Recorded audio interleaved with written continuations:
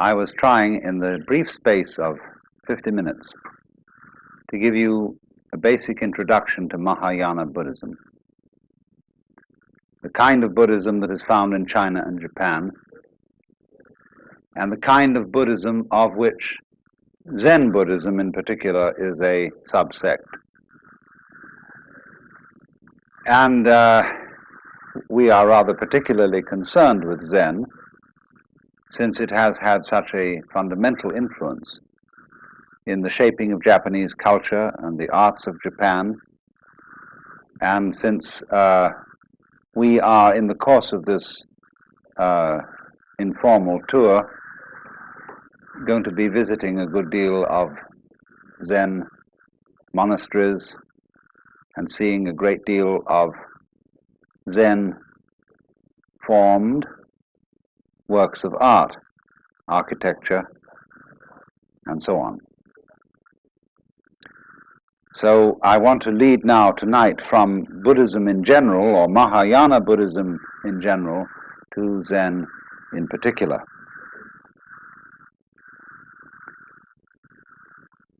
Now, Zen plays a little game with you. Whenever anybody like myself or Dr. Suzuki talks about Zen, all the other people say, because they talk about it, they don't understand it. Those, in the words of Lao Tzu, who know do not say. Those who say do not know. And yet he said that.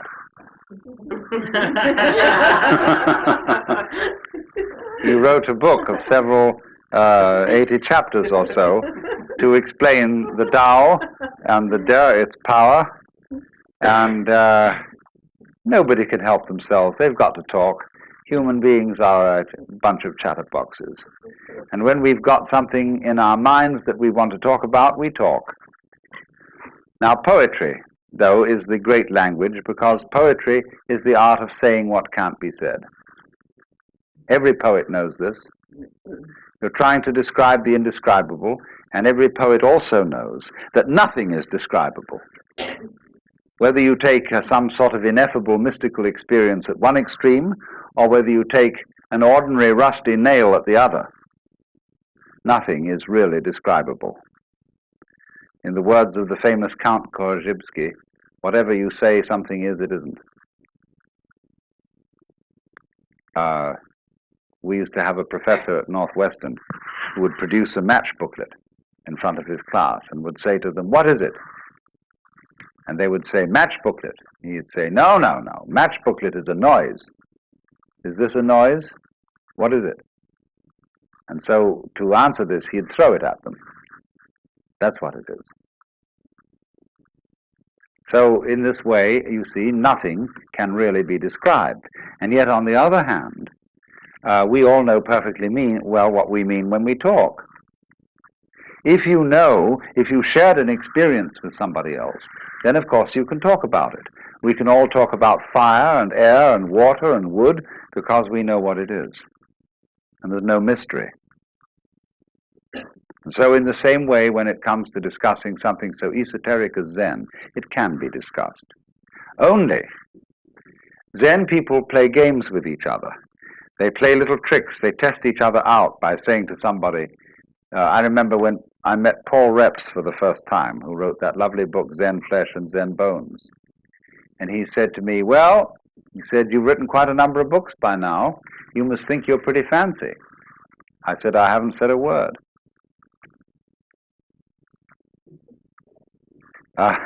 This is simply a Zen game. And people sort of feel each other out. There's a poem which says, "When two Zen masters meet each other on the road, they need no introduction. Thieves recognize one another instantaneously."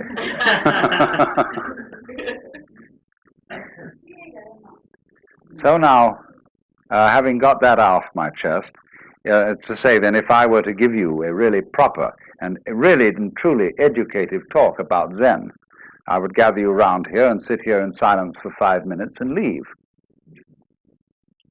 And in a way, this would be a much more direct exposition of it than what I'm going to do instead, which is talk about it. Only I have a feeling that you would feel that you were disappointed and somewhat cheated by this kind of behavior if I just left in 5 minutes silence. So then, this word Zen is Japanese way of pronouncing the Chinese word Chan, which in turn is the Chinese way of pronouncing the Sanskrit word jhana. And jhana is a very difficult word to translate into English, if not impossible. It's been called meditation. Meditation in English generally means sitting quietly and thinking about something, and that's not what Zen is. Contemplation might come a little nearer if you use the word in a very technical sense, the sense that it was used, or still is used, among Catholic mystics. Perhaps that's something a bit like Zen. But again, contemplation, as we normally use the word, has a sense of inactivity, a sense of not doing anything, of being completely still and passive, whereas Zen is something highly active. So we really don't have an English word for jhana, Chan, Zen. But I would say that we do know what it is, because we do all sorts of things every day of our lives in the spirit. When, for example, you drive a car,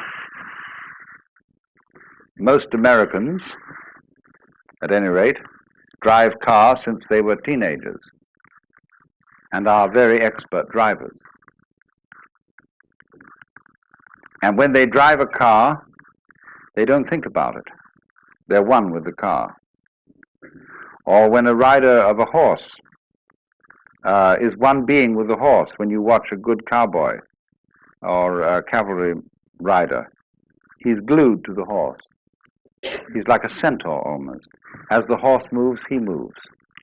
Which is in control? Is the horse riding the man or the man riding the horse? You practically don't know. Same way when you have an excellent dancing partner. Who leads? Who follows? It seems as if you are one body and you move together. That is Zen, that is jhana. And so in a wider sense, when a person doesn't react to life, on the one hand, or try to dominate it on the other, but when the internal world of one's own organism and the external world of other people and other things move together as if they were and indeed are one and the same motion, that is Zen. So you could say in a very, very simple way that the real concern of Zen is to realize, not merely to think, but to know in your bones that the inside world inside your skin and the outside world outside your skin, going out as far as anything can go into galaxies beyond galaxies, is all one world and all one being, one self, and you're it. And once you know that, then you have completely abolished all the problems that arise as a result of feeling that you are a stranger in the world, that you are set down in the middle of a hostile and alien domain of nature or people who are not you. This whole sense of estrangement, foreignness to the world is overcome in Zen. Now, let me illustrate this a little before we go into Zen in any kind of technical way by a few rather superficial but nevertheless significant facts out of Japanese culture and the place of Zen in Japanese culture. Japanese culture is, as you may have noticed, or was, as you may have noticed, extraordinarily ritualistic.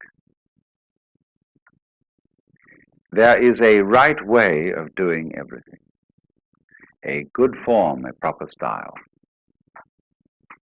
And nowhere is this more apparent than in such practices as the tea ceremony, or arranging flowers, or knowing how to dress, or knowing how to organize a formal dinner. The punctiliousness, the skill of these people in doing these things is quite remarkable. But in the same measure as they are very skillful at doing these things, they're very worried about it. The whole question, for example, of bringing presents to somebody else. Have they given us more than we've given them? Did we remember this occasion? Did we remember that occasion? These weigh very heavily on the Japanese soul. The debt which you owe to your parents, the debt which you owe to your country and to your emperor, immeasurable, infinite debt, never can be paid. All these weigh very heavily. And therefore, in Japan, until the sort of breakaway of modern youth with its westernized ideals, this is a very nervous culture, concerned about whether one is playing the ritual correctly.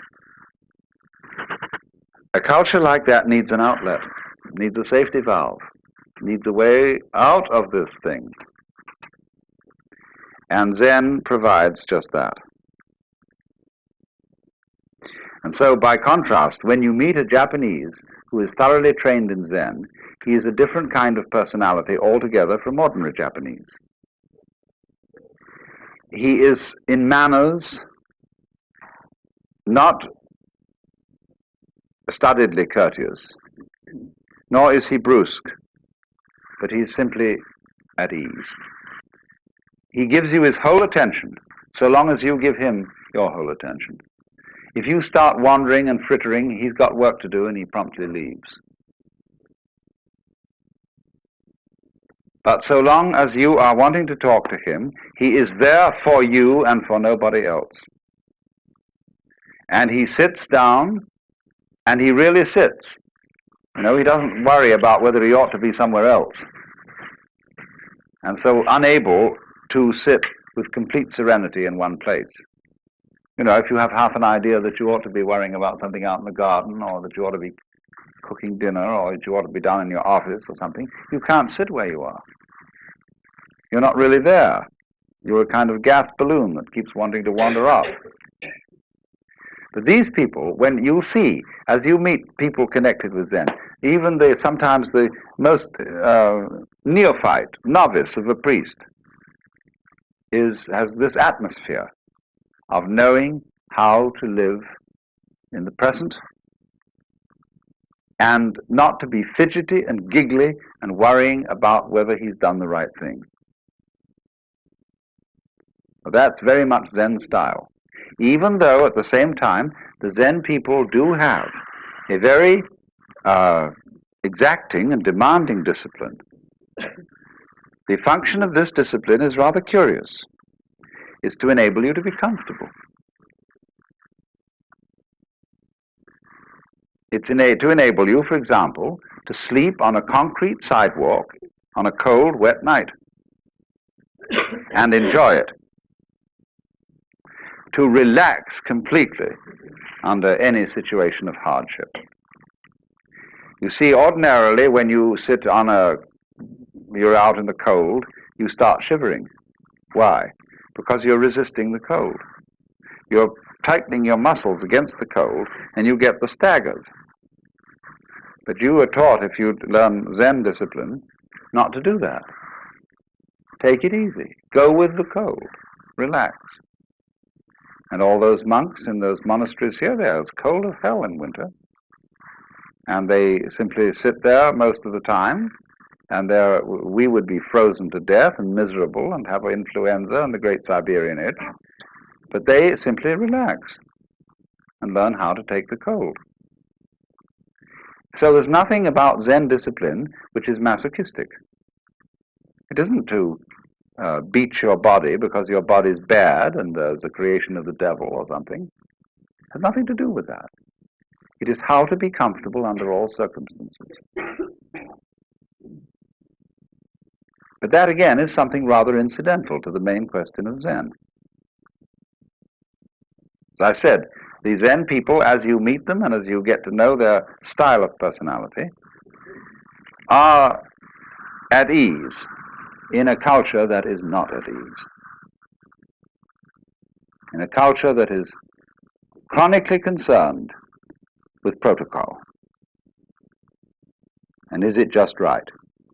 That is indeed a terribly self-conscious culture,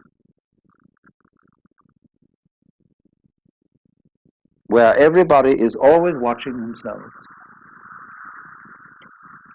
and having therefore second thoughts about everything. And so the discipline of Zen is to enable you to act without watching yourself. We would say unself-consciously. But Japanese are as terrified of this as we are. They think, and we think, if I don't watch myself, I'll make a mistake. If I don't hold a club over myself, I'll cease to be civilized and become a barbarian. If I don't discipline myself with all sorts of down on those passions of yours, you will become like the monk of Siberia, who burst from his cell and devoured the Father Superior. So this basic mistrust and so on in one's own spontaneity makes us wonder that if the Zen people are really spontaneous and they don't plan and premeditate and hold clubs over themselves, won't they become very, very dangerous people socially? Won't they go out and rape their mothers and daughters and murder their grandmothers to inherit their fortunes and so on and so forth? And Zen people just don't do that. And yet they are perfectly spontaneous. So then, let me try then and indicate how this discipline called Zen actually works. This will involve a little bit of letting the cat out of the bag, but can't be helped. Let's go back to what I told you was fundamental to Buddhism. Buddhism is unlike other religions in that it does not tell you anything. It doesn't require you to believe in anything. Buddhism is a dialogue. And what are called the teachings of Buddhism are nothing more than the opening phrases or opening exchanges in the dialogue. Buddhism is a dialogue between a Buddha and an ordinary man, or rather someone who insists on defining himself as an ordinary man, and thereby creates a problem. I quoted you this morning our saying that anybody who goes to a psychiatrist ought to have his head examined. And in exactly the same way, in this culture, anybody who goes to a guru, a spiritual teacher, or a Zen master, or whatever, ought to have his head examined. Or as the old Chinese master Tokuzan put it, if you ask any question, you get 30 blows with my stick. If you don't ask any question, you get 30 blows just the same. In other words, what the hell are you doing around here? Defining yourself as a student and defining me as a teacher. In other words, you have raised the problem. And in the way of training of Zen, this is very clearly emphasized. If you go to a Zen teacher and you approach him in the traditional way, the first thing he will do is to say, I haven't anything to teach. Go away. Well, you say, what are these people doing around here? Aren't they your students? You say, well, they're working with me, but unfortunately, we are very poor these days. We don't have enough rice really to go around and make ends meet. And we can't take on anybody else in this community. So you have to insist to be taken in. Every postulant for Zen training assumes immediately that the teacher has given him the brush off in order to test his sincerity. In other words, if you really want this thing, you've got to work for it. That isn't the real point. The point is that you've got to make such a fuss to get in that you cannot withdraw gracefully after having made such a fuss to get in.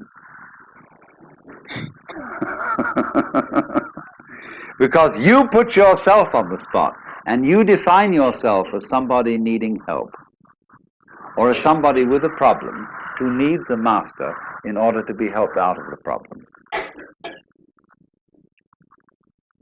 So then when you've done this, in the old days, of course, and it's still the formal rule among the Zen monasteries here, that when you're a postulant and you want to come in, you have to sit outside at the gate for a week or maybe only 5 days in a position of supplication with your head on bowed down on the steps. And they let you in at night because they must give hospitality to any wandering monk, but you're expected not to go to sleep any of those 5 nights, but to sit there in meditation. And they give you food. But you sit and you sit and you sit there and you make a damn fool of yourself, saying, I insist on getting into this thing. I insist on learning. I want to know what the secret of this master here is. And he's told you from the start that he doesn't have a secret and that he doesn't teach anything. But you insist that he does. See, that is the situation of everybody who feels that life is a problem to be solved. Whether you want psychoanalysis, whether you want integration, whether you want salvation, whether you want Buddhahood, whatever it is you define yourself as wanting, you created the problem. What is the real problem that everybody brings to these teachers? What is it all about? It's basically this, isn't it? Teacher, I want to get one up on the universe. I feel a stranger in this world. I feel that it's a problem in that having a body means that I am subject to disease and change and death. Having emotions and passions means that I am tormented by feelings which I can't help having, and yet it's not reasonable to act on those feelings without creating trouble. I feel trapped by this world, and so I want to get the better of it. And is there some wise man around who is a master of life and who can teach me to cope with all this? So that's what everybody's looking for in a teacher, the man who is the savior and who can show you how to cope with it. And the Zen teacher says, I don't have any answers. Nobody believes that because he seems to be so confident when you look at him. You can't believe that he has no answers. And yet that's the consistent teaching of Zen, that it has nothing to say and nothing to teach. The great Chinese master of the Tang dynasty, called Linji in Chinese or Rinzai in Japanese, said Zen is like using a yellow leaf to stop a child crying. A child is crying for gold, And the father takes an autumn leaf that's yellow and says, gold. Or he said it's like using an empty fist to deceive a child. See, you've got a closed fist, and you say to the child, what have I got here? And the child says, let me see. Oh, no. Put your fist behind your back. And the child becomes more and more excited to know what the devil's in that fist. And fights and fights and fights, and finally is practically in tears. And then suddenly you finally open the fist and there's nothing inside. So in exactly the same way, the person who is under the impression that there is something that we ought to get. See, all this is dressed up in a big way. To be a Buddha, to know the answer, to finally solve the problem, to get the message, to get the word, or however you put it. In other words, to be in control of your fate and of the world. Would you like it? If you could have it? And so all these powers are projected upon the Zen master. He is a Buddha. He is a master of life. And if he is, the reason why he is that he has discovered the unreality of the whole problem.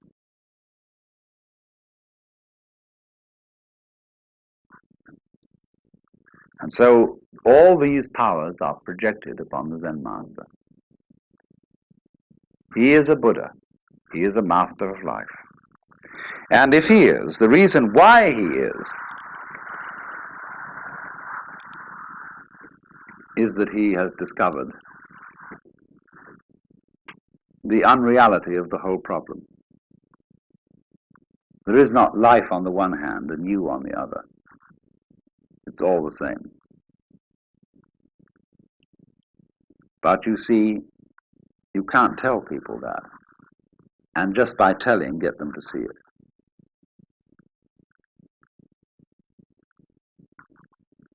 Just in exactly this way, people who know that the earth is flat can't be reasoned with.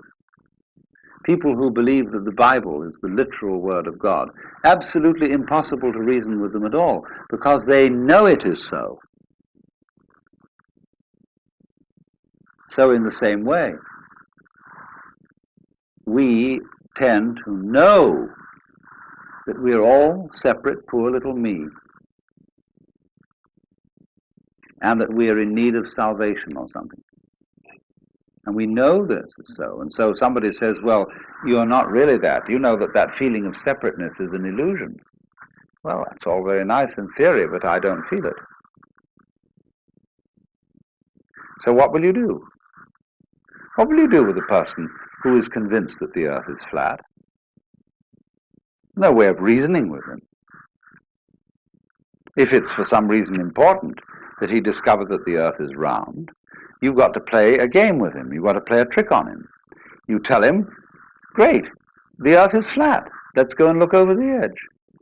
Wouldn't that be fun? Of course, if we're going to look over the edge of the earth, we must be very, very careful that we don't go round in circles, or we'll never get to the edge. So we've got to go along consistently, along a certain line of latitude westwards. And then we're going to come to the edge of the earth, just so long as we're consistent. In other words, in order to convince a flat earthist that the world is round, you've got to make him act consistently on his own proposition and go consistently westwards to find the edge of the world. Now, at last, by going consistently westwards, he comes back to the place where he started, he's been convinced that the earth is at least cylindrical. And he may believe you, then take it on faith that if he goes along a line of longitude, the same thing will happen. But you see, what you did was to make him persist in his folly. Now that's the whole method of Zen. to make people become perfect egotists. And so explode the illusion of the separate ego. So what happens? In effect, then, in the discipline of Zen, when you finally convince the master that you are stupid enough to be accepted as a student, because you've persisted and because you've defined yourself as someone having a problem, he has warned you well in advance that he has nothing to teach. But he says, now I will ask you a question. There are many ways of asking this question, but they all boil down to one common theme, and that is, who are you? You say you have a problem. You say you would like to get out of the sufferings of life. You say you would like to get one up on the universe. I want to know who's asking this question. Show me you. And only they put it in such ways as, before your father and mother conceived you, what was your original nature? Questions like that. And they'll say, now, look, I want to be shown. I don't want a lot of ideas about who you are. I don't want to know who you are in terms of a social role. You know, that you have such degrees or you have such professional qualifications and such a name and such a family. Well, that's the past. I want to see you genuinely now. It's like saying to a person, now, don't be self-conscious, see? I want you right this minute to be completely sincere. Come on now. Well, nothing is better calculated to make a person incapable of sincerity. Says when relatives come and aunts and uncles, and there's a little child, and they want to review this child and see it, and the parents say to the child, darling, come on now and play for us. See, and the poor child is completely nonplussed. Doesn't know what to do. Because you cannot play on demand.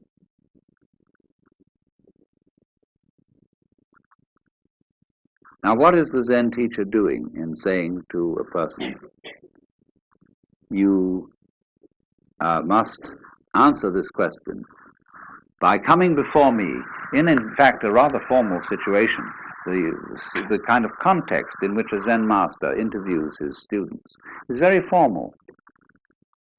And there he sits, a sort of enthroned tiger.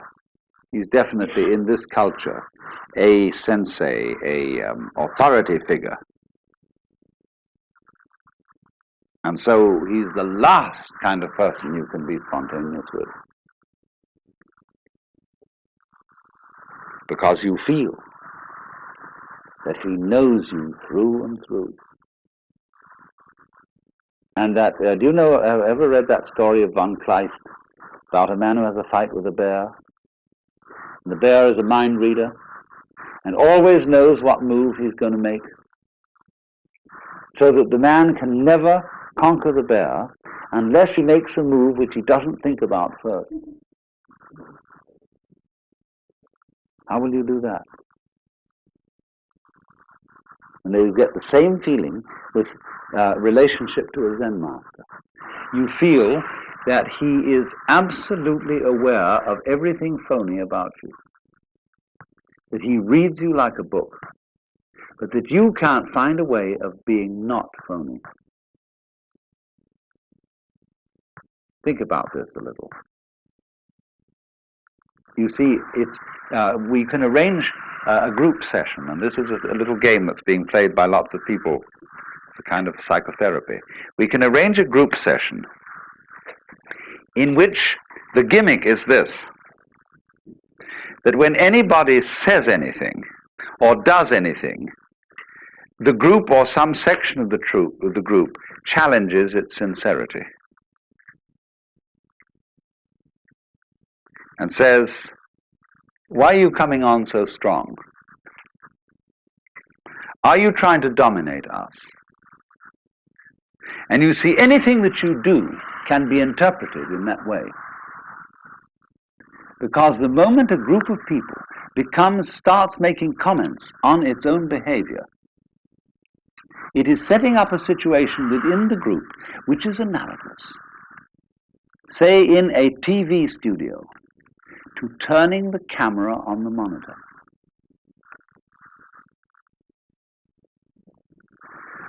So when we start thinking about thinking, being aware of being aware, this is what is called in the Japanese the observing self. I watch myself all the time, see? You are in a hopeless mess. But this is the price that human beings pay for having become self-conscious. Anxiety and guilt. Anxiety because, am I sure that I thought this out sufficiently carefully? When I left the house, did I turn off the gas stove? And incidentally, I remember turning it off, but can I trust my memory? I've learned to think about memory now, and I wonder if I can trust it. Maybe I better go back and look. I went back and I looked. But did I really see? I'm thinking about my sight and whether this is quite authentic. Did I look properly? Because you know how the unconscious can alter your senses. And so I better go and look again. See, soon now I've got into a sort of vicious circle where I'll never get away from the house. And all this sort of getting mixed up is the penalty we pay for the advantageous gift of being able to know that we know. There was a young man who said, though, it seems that I know that I know. What I would like to see is the I that knows me when I know that I know that I know. And so this is the Zen trick. It's to put you into this situation in a very crucial way. To think about, thinking about, thinking about, thinking about. Or, just the same thing, to make a very strong effort not to think. That's Zazen. Sit, let your senses operate, and be responsive to whatever there may be around, but don't think about it. But now this is already thinking. I'm thinking about not thinking. How will I stop thinking about not thinking? So there you are. See, you're all caught up. It's like somebody came to you and they put tar in one hand, or molasses, feathers in the other, slapped the two hands together and rubbed them around and said, now pick off the feathers. So you see what happens. The teacher is well aware that he's played this trick on you. And he's going to see what will happen if you act, and he's going to help you to act consistently on this foolishness. Now, you see, what he's done is he's simply made a special case of what society does to us all anyhow. And this is true of most cultures. The high cultures of the world, whether they're of the East or whether they're of the West, play a game on every new member. They don't know they're playing this game because their forefathers played it on them. And they're still its hopeless victims. The game is called the double bind.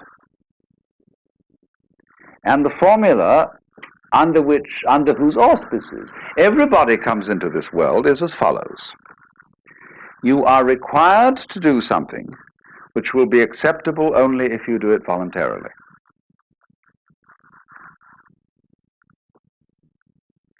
You must love me. You must go to sleep. You must be natural. You must be free. Listen to that. You must be free. Now what happens, you see? Society, the community into which every child enters, defines the child. we know who we are as other people react to us. So the other people say to us, you're an independent agent. You're responsible.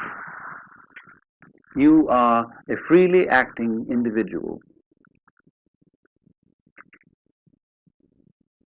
But this is a commandment. And we obey it because we can't help it. The child has no way of criticizing this or of seeing there's something phony about it. So the child has to be free because he is commanded to be so by the community. Now then, the community sets itself a problem. Having defined the child as an independent agent, and having got the child to believe that he's an independent agent because he isn't. In other words, he wouldn't believe this if he were independent. It then has trouble getting him to behave as the community wants him to behave. So they feel then there's something ornery about all children. They're born in original sin, and they're refractious and so on. Of course they are, because they've been defined in a self-contradictory way. So when the community says to a person, you must be free, or when we are in a family relationship in which the members of the family are saying to each other, you must love me, it's your duty to love me, what a bunch of rot. Supposing one day you get up and you say to your wife, darling, do you really love me?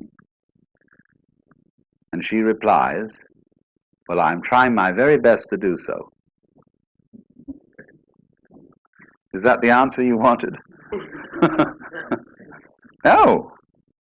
You wanted her to say, darling, I can't help loving you. I love you so much I could eat you. You don't want her to try to love you. But yet that is what you put on people in almost any marriage ceremony. That you shall love this person. Thou shalt love the Lord thy God. Thou shalt love thy neighbor as thyself. This is a double bind.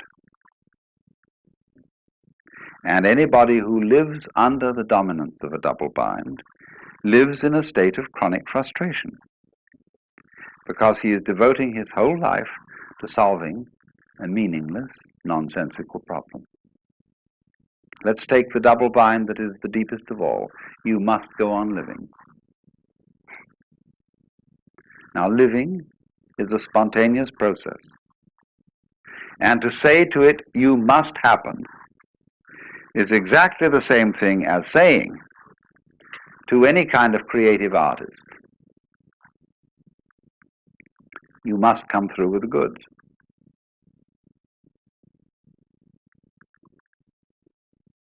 Tonight you must give the superb performance, and above all you must be unself-conscious. Well, this is being done to us all the time. And the object of the Zen discipline is that instead of doing this to people unconsciously, as parents do it and as teachers do it to children, and as the children's peers do it to their own peer members, in Zen the double bind is put on you deliberately, knowing how stupid it is. The teacher is well aware of everything he's doing and what tricks he's playing on you, because he has behind it all the compassionate intent of getting you into such a fierce double bind that you will see how stupid it is. So then, what happens is this. He gives you the double bind. Be genuine. I want to see you do something that is the real you. I had a friend who was studying Zen, and he was given some koan like this to work on. And when he was one day going for his interview, he walked through the garden that connected the sodo, or the monks' study quarters, with the master's place, and there was a big bullfrog bullfrogs in this country are rather tame. People don't eat them. And so he swept up the bullfrog and dropped it into the sleeve of his kimono. And when he got in front of the teacher to answer the koan, that is to say, to do spontaneously produce his genuine self, he produced the bullfrog. And the teacher looked at it and shook his head and said, too intellectual.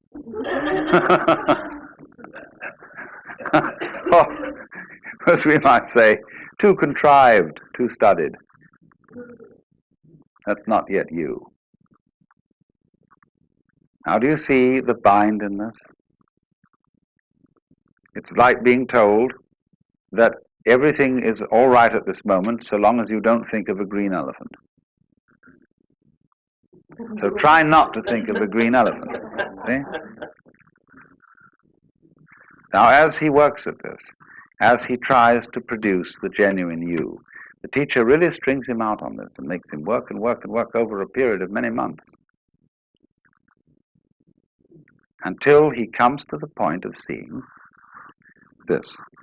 There is nothing you can do to be genuine. The more you do, the phonier you are. But at the opposite extreme, there is nothing you can not do. That is to say, you cannot give up trying to be genuine. You can't relax, and be completely passive and say, well, let's forget about it. Let's think about practical matters and forget all these spiritual concerns. The moment you do that, your abandonment of trying is itself an insidious form of trying. For example, there's a very interesting Hindu teacher by the name of Krishnamurti that many of you may know about. And he tells people, that all their religious inquiry, their yoga practices, their reading religious books and so on, is nothing but a form of perpetuating one's egocentricity, but on a very refined and highbrow level. So he gets a kind of disciple who studiously avoids reading any kind of philosophical or edifying book. They are reduced to reading mystery stories. And they become devoted non-disciples. See, what a clever bind that is. It's the same as the Zen technique. You can't, in other words, let go of your... we've seen, my point was at the beginning, we saw that the way of Buddhism is to let go of yourself, to see that you live in a universe in which nothing can be grasped. Therefore, stop grasping. So here's the problem. I come and say to the teacher, teach me not to grasp. He'll say, why do you want to know? And he shows you that the reason why you want to stop grasping is that it's a new form of grasping. You feel that you will beat the game by being unattached. See, it's horrible to grieve when somebody you love dies. So maybe by being unattached to that person, I can avoid grief. Pretty cold, isn't it? Maybe, you see, by not having an ego, when life comes and bangs on me, if there's nobody there, it'll be all right. So that's why I want non-ego state. That's phony. All this is a new way of safeguarding and protecting the ego. So this is the way in which Buddhism is a dialogue. So you see, if you go back to fundamental primitive Buddhism, people say to the Buddha, I want to escape from suffering. Perfectly honest statement. All right? Realize that suffering is caused by desire. Try not to desire. So the student goes away and tries to eliminate desires by controlling his mind and practicing yoga. comes back to the teacher and says, it's pretty difficult. But I have managed at least to get rid of some desires. The teacher says to him, but you're still desiring to get rid of desire. What about that one?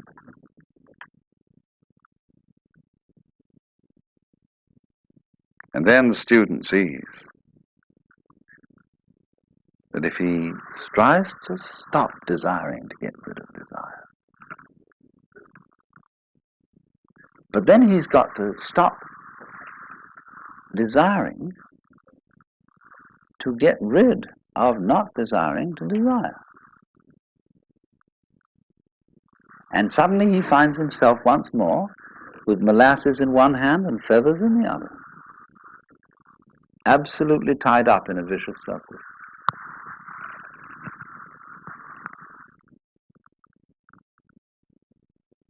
So he realizes there is nothing I can do about it, and there's nothing I can not do about it. And this predicament in Zen is called a mosquito trying to bite an iron bull.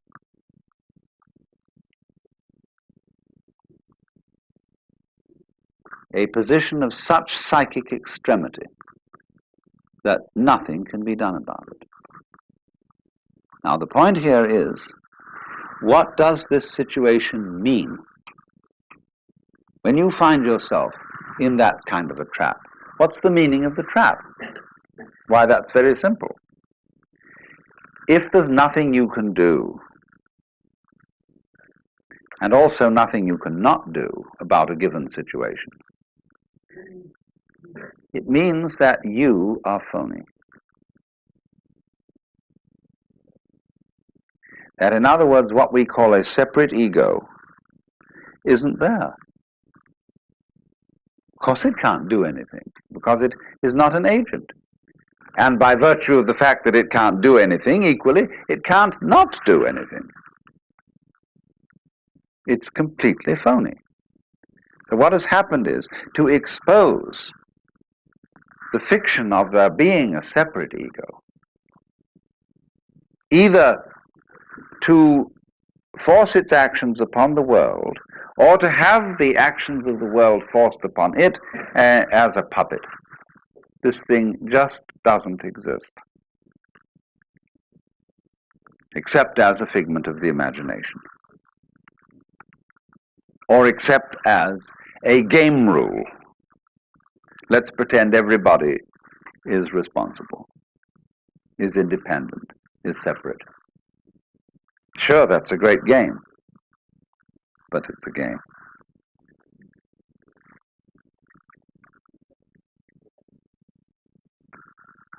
And so, the whole object of this Zen dialogue between the teacher and the student is to carry that game of being the separate ego to its logical conclusion, to its reductio ad absurdum. So that, as Blake said, the fool who persists in his folly will become wise.